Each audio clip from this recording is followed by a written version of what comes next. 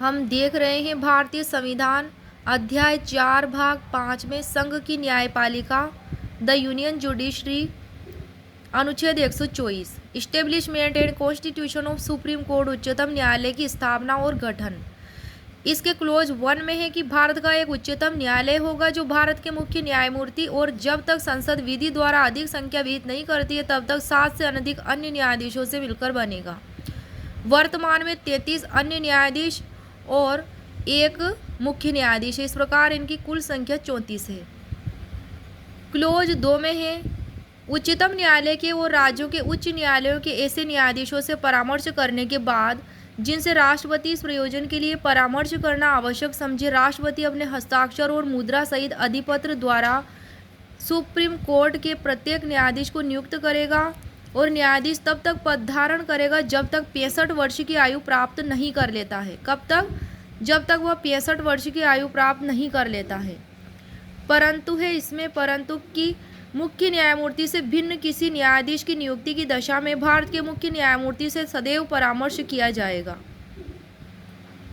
परंतु यह कि कोई न्यायाधीश राष्ट्रपति को संबोधित करके अपने हस्ताक्षर सहित लेख द्वारा अपना पद त्याग सकेगा। कोई भी न्यायाधीश सुप्रीम कोर्ट का किसी न्यायाधीश को खंड 4 में उपबंधित रीति से उसके पद से हटाया जा सकेगा। ये बातें किस में है? अनुच्छेद 124 के क्लोज 2 में।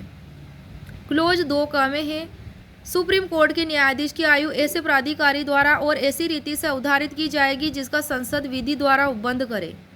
क्लोज 3 में है कोई व्यक्ति सुप्रीम कोर्ट के न्यायाधीश के रूप में नियुक्ति के लिए तभी अर्हित होगा, तभी पात्र होगा जब वह भारत का नागरिक है, किसी उच्च न्यायालय का या ऐसे 2 या अधिक न्यायालयों का लगातार कम से कम 5 वर्ष तक न्यायाधीश रहा है, किसी उच्च न्यायालय का या ऐसे 2 या अधिक न्यायालयों का लगातार कम से कम 10 वर्ष तक अधिवक्ता रहा है और राष्ट्रपति की राय में पारंगत अधिवक्ता है।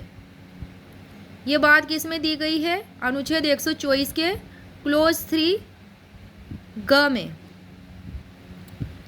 स्पष्टीकरण है कि इस खंड में उच्च न्यायालय से वह उच्च न्यायालय अभिप्रेत है जो भारत के राज्य क्षेत्र के किसी भाग में जुरिस्डिक्शन अधिकारिता का प्रयोग करता है या इस संविधान के प्रारंभ से पहले किसी भी समय प्रयोग करता था। स्पष्टीकरण 2 है इस खंड के प्रयोजन के लिए किसी व्यक्ति के अधिवक्ता रहने की अवधि की संगणना करने में वह अवधि भी सम्मिलित की जाएगी जिसके दौरान किसी व्यक्ति ने अधिवक्ता होने के पश्चात ऐसे न्यायिक पद का धारण किया है जो जिला न्यायाधीश के पद से अवर नहीं है।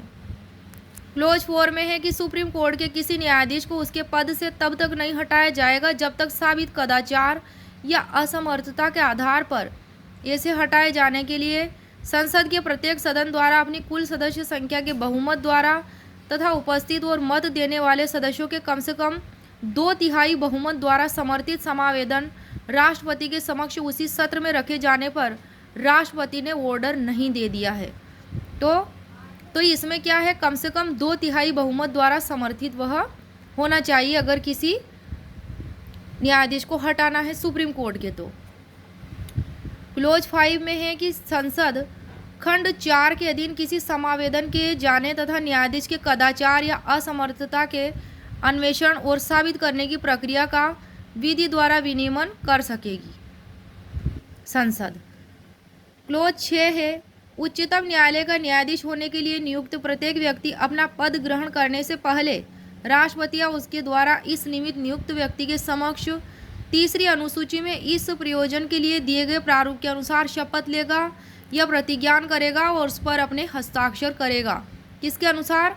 3rd शेड्यूल के अनुसार।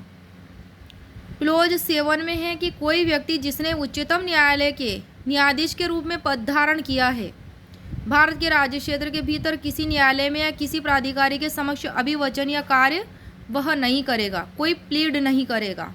अगर वह उच्चतम न्यायालय के न्यायाधीश के रूप में पद धारण कर लिया है तो वह किसी भी न्यायालय में क्या करेगा? कोई अभिवचन नहीं करेगा। किस में है ये बात? अनुच्छेद 124 के क्लोज 7 में।